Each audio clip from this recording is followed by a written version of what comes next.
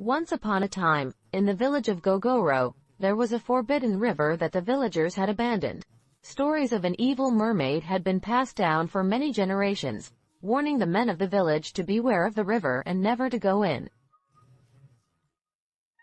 The village elders used to tell people that anyone who ventured down to the river would never come back, and so everyone feared and avoided the river, except for one man named Sagan. He was a brave and daring man who never cared what the villagers said. Sagan had been slipping into the forbidden river to fish since he started his fishing business. Market day was the next morning, and Sagan, as usual, packed up his fishing net and headed for the forbidden river. As he began to fish, his hook caught something very heavy. Sagan was excited, and as he pulled up, the surface of the water began to glow yellow and brighter. He didn't know what he was shooting, but he kept on shooting. To his surprise, Sagan saw a brilliant mermaid hanging unconscious on his fishing line. As he dragged her to the riverbank, observing her body, the mermaid suddenly opened her eyes and pulled Sagan with her, deep into the river. Within seconds, Sagan found himself in a cave with shallow water and an air compartment. "After all these centuries, I finally had a man," said the golden siren as she moved closer to Sagan, caressing her body. Sagan begged the mermaid to let him go, but she refused. "I'll make you my husband," said the siren, and every night she'd sleep with Sagan. One day, when the siren was away, Sagan tried to escape. He managed to swim to the surface and ran weakly towards the village. Everyone was surprised to see Sagan after several months' absence. He told them his story and what the Golden Mermaid had done to him.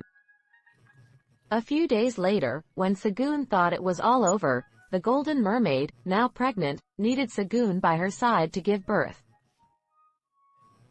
She swam to the riverbank and began to sing a song that reached Sagan, wherever he was. The song drew her to the river, and with Sagan by her side, the mermaid gave birth to a child, a daughter. A villager saw Sagan being mysteriously attracted and alerted the others. They noticed that Sagan had disappeared again and ran towards the forbidden river. They saw the Golden Mermaid with Sagan and, despite her cries for him to stop, they rushed towards the mermaid and stabbed her. The baby in Sagan's arms was crying loudly. The villagers demanded that the mermaid's baby be killed too, but Sagan refused to give up the child. The villagers insisted, but Sagan managed to escape with the baby.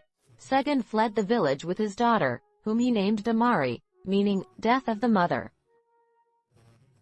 Damari grows into a strong, beautiful young woman, unaware of her past.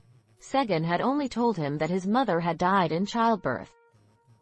One fateful morning, as Damari was descending a hill, she heard a strange sound of drums and celebrations from afar. It sounded new, strange and attractive to her, so she decided to follow the noise. She followed him to a very large river, where she saw villagers swimming. Damari could now hear the drumming and celebration more clearly, but she saw no sign of anyone celebrating. She entered the water and began to swim. Suddenly, the noise and the song became louder and clearer. They came from underwater. Damari was shocked and looked around at the villagers swimming nearby. "Good evening, folks. Can you hear the song coming from underneath?" she asked, but they just gave her sarcastic looks. A girl named Mabaro swam towards her. "Hello, what sound do you hear?" she asked Damari, who also walked towards her. "I hear music coming from underwater. Don't tell me you can't hear him." "Sounds very..." Before Damari could finish his sentence, Mabaro was suddenly pulled underwater at incredible speed. Shocked, Damari quickly followed her. As she swam down, she saw two great newts drawn Mabaro, choking and gasping for breath. Damari swam with great speed, following them. The newts turned, looking at her with amusement and disbelief. After swimming for a few minutes, she finally saw where the drumming was coming from. A mighty kingdom of mermaids and tritons, holding a festival, drumming and dancing. As the mermaids saw the strange girl swimming towards her, following their warriors, they swam quickly towards her and caught her. They led her past the festival, where a very large newt with 2 tails swam bravely towards her. "Who are you, and how did you get into our kingdom?" he asked. It was then that Damari realized she was breathing underwater. "I don't know. I just followed the kidnappers," she replied. This shocked the sirens even more. "Can she talk underwater?" "Impossible." They murmured to each other. The 2-tailed newt swam closer to her. "You're an abomination, and we don't like abominations." He turned to the sirens and shouted, "The gods have blessed us with 2 sacrifices today. It won't be just one girl, as usual." All the sirens screamed with joy.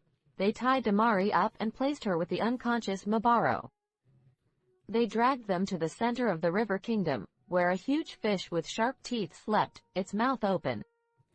"You'll have good taste for our gods," shouted the 2-tailed newt, and they threw Damari and Mabaro into the fish's mouth. As the fish swallowed them, Damari's skin touched one of the fish's teeth, shattering it. As soon as they reached the fish's stomach, Damari's blood fell into the fish's stomach. The fish let out an extremely loud cry that immediately woke Mabaro up, and he moved away from the mermaids. This was incredible for the mermaids, as the fish hadn't moved from this spot for centuries. The big fish swam violently through the water. It's against the rules to taste a mermaid's blood. Still making an incredibly loud noise, it rushed across the river and, after a few seconds, spat Damari and Mabaro onto the shores of an uninhabited jungle in the distance. When they landed on the shore, their hearts pounded and they hugged each other tightly. After a few minutes, Damari looked at Mabaro. "How are you? You were oblivious the whole time we were in the Mermaid Kingdom." Mabaro, still catching his breath, looked at Damari in panic. "Mermaid Kingdom? What do you mean, Siren? Have we just jumped out of a giant fish?" Damari nodded. "We need to get out of this jungle and find a village before dark," she said, and they set off into the jungle. They walked for hours, clinging to each other in fear. They sang songs until they finally came to a path. As they walked a little further, they saw a sign saying, "Welcome to the village of GOGORO." Damari and Mabaro quickly ran inside and spoke to some of the village elders, telling them their story. The elders listened skeptically and told them the story of the mermaid they had killed years before. The elders accepted them and gave them a room to spend the night. The next morning, Mabaro and Damari decided to continue their journey. But first, they wanted to bathe because they could still smell the fish on their bodies. They asked for water, and the villagers directed them to the river where Damari had been born, although they didn't know it. They went there with their skin, and as soon as they both went there with their skin, and as soon as Damari's hand touched the water, she turned into a golden mermaid. Mabaro, watching, shouted, and soon everyone in the river was shouting, "Siren! Siren!" The men of the village were alerted. Damari was still in shock, staring at her scales, while Mabaro stared at her in disbelief. When the men from the village arrived with their arrows, they fired at Damari. Mabaro ran to stop them, but an arrow hit her in the arm. Damari shouted loudly as Mabaro fell to the ground.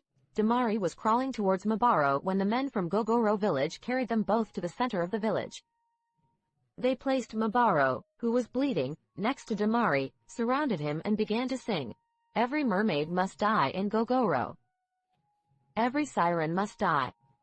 Damari begged them to help her, explaining that she didn't know how it had happened to her, reminding the elders of her earlier story. One of the elders approached her with a machete. "Where's your mother, young lady?" he asked. Damari replied that her mother had died in childbirth and that her father had raised her alone in another village. "Is your father a fisherman, by any chance?" asked the old man, and Damari nodded, praying to save his friend Mabaro. Then the man shouted, "I killed your mother, cursed mermaid, killed the daughter of Sagoon, the traitor who betrayed his own village." Hearing what the old man had said, Damari stopped and looked at him. "What are you saying, old man?" Damari asked in a calm voice, angry and trembling. The man replied, I said I stabbed your mother with the same machete I'll use to eliminate you. Damari let out a cry so loud and powerful that Segan, who had been searching the village for her, heard her. The male river mothers heard it too. It's one of ours, murmured the king of two tails. Suddenly, water began to rise from the ground, surrounding Damari and Mabaro, forming a great tornado. As the roaring flow of water encircled them, the great fish emerged, opening its massive maw. Damari picked up Mabaro and carried her inside the fish, while the tornado unleashed its fury on the village of GOGORO, destroying everything in its path. The big fish moved away, and while it did so, Damari nursed Mabaro inside the fish's belly. When the great fish returned to the realm of the seamen, all the seamen and mermaids gathered before him. The fish opened its mouth, and Damari swam out. They all looked at her in wonder. She's of royal blood, he whispered between them. The two-tailed merman moved forward again. Your royalty, you're always welcome among us, but I feel danger coursing through your veins, he says. Damari then told him about Mabaro's condition, and he sent sirens to treat his wounds. They then performed rituals to find out who Damari's parents were, and discovered that she was the daughter of the exiled war queen, who had been banished from the kingdom. Damari shared the story of her life growing up, and all became clear. She had the blood of the land and sea flowing through her. The two-tailed merman ordered Damari to call her father and tell him she was all right, but Damari wasn't sure how to go about it. I don't know how it works, she says. All the men mothers around her smiled. You called the whole kingdom a few minutes ago. This ability is rare, even for queens, and now you can't call your father, said the two-tailed merman with a smile. Every time you hum a melody from your heart, your family member or the person you think will hear and come to you. That's how it works, and that's how you've always done it, he explained. A siren approached Damari and the two-tailed merman as they spoke. My king, the injured lady in the big fish will have to be treated on the surface. Our medicine keeps her stable, but she can't eat. The two-tailed merman nodded towards Damari, who then returned to the big fish to see Mabaro. Mabaro, still in shock, said, Oh my god, you're a mermaid, a golden one, by touching Damari's tail. Damari smiled at him. I will now take you home. Plus, I have to see my father, she says. Damari sang, and the big fish closed its mouth, carrying them to the surface. Segun, for his part, had returned to his former village and saw that it had been completely destroyed. Some of the armed men who were still around saw him and started chasing him. Look what your useless daughter has caused. You and your daughter will both die, they shouted as Segun ran off, assured that his daughter was still alive. Suddenly, he heard a familiar song, which drew him to the river in his new village. There he met his daughter Damari, Mabaro and the mighty fish. Segun ran to Damari and hugged him. Damari explained everything he'd been hiding and introduced him to his friend Mabaro and the big fish. Damari told her father Segun to take Mabaro to a clinic for help, and reassured him that she'd be back soon. Segun carried Mabaro away and took a few steps when a crowd of angry men suddenly appeared, chasing Damari and the big fish back into the river. Unbeknownst to Damari, her father and Mabaro had already been captured. The gunmen from the village of GOGORO had made an agreement with the new village after seeing what Damari had done to theirs. They wanted Damari and his father Segun to die. They imprisoned Segun and, after recovering Mabaro for a few days, took him to the shore.